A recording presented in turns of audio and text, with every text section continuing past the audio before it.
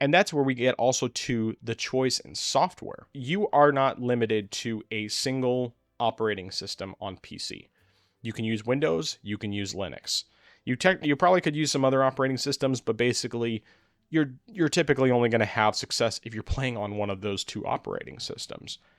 And it's true, not every game will play on Linux, and Linux, because of the fact that these games are not developed natively for the system, you are in a position where you're probably going to have to use a compatibility layer through Proton, but the reality is usually that's just a couple clicks.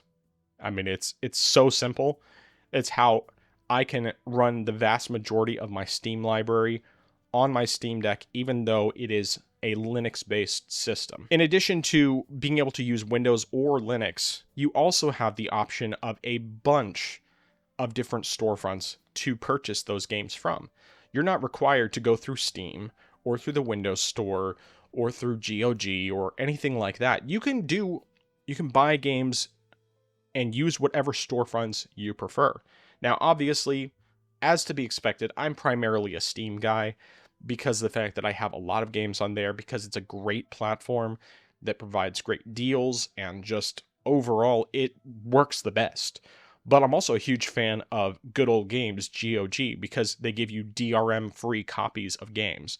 So these games don't require any sort of internet connection. You can get offline installers, or you can use their launcher, GOG Galaxy, and then you still get all of your cloud saves and everything else. You can install the games directly from there. There's plenty of benefits to using those things, but I still have choices. I'm not required to buy it from just a single storefront, which sometimes isn't even good. Like, for example, honestly, I think that the storefront on PS4, I don't have any experience with PS5. I'm sure PS5's is better. I would hope so. But like PS4 storefront is garbage. It is terrible. Same with like Nintendo Switch, the original Switch. And to be clear, like, I bought games through these things. I still have my PS4. I mean, it hasn't been plugged in for a while.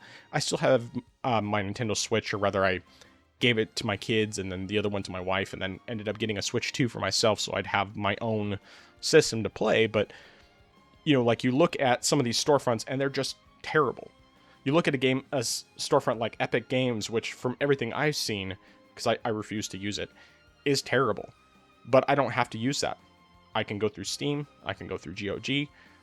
Windows Store, I think, is supposed to have gotten better, but I've never really been a fan. I think I've gotten like maybe 2 or 3 games through there, and one of those was at the time exclusive to that store, and I just really wanted to play it.